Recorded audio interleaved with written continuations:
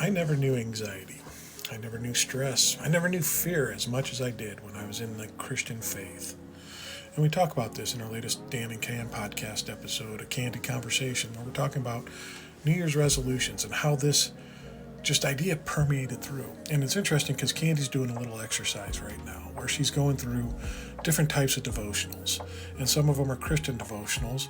And as she's going through and noticing on this year-long journey of devotion to the Lord, how much it just focuses on how bad we are, how unwarranted of any favor we are, how awful we are, and that we need to look to this outside force to find anything.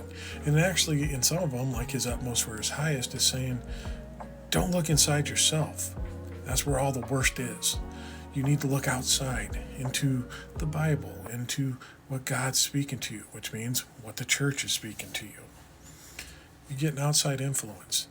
And when I think about this and how this affected us, because these are the type of things we'd always get in the faith, how awful that made us feel, how much anxiety and stress and fear, because we were constantly under judgment.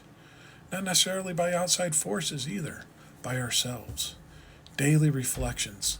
As we read through these daily devotionals, we have to constantly reflect on how awful we were, how much I fell short of the grace, and how undeserving I really was, to get a true appreciation for this glorious and loving Father God.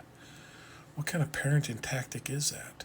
To constantly instill fear of eternal punishment, to constantly put anxiety that if you step just slightly bit astray, that things of eternal damnation are going to happen to you. So you have to be always vigilant on where you go and what you see and what you hear and who you encounter in the day, because that could pull you away.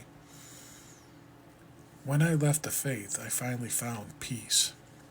I think the old saying, no Jesus, no peace, could be changed a little bit differently to say, no Jesus, no peace, no Jesus, and no peace.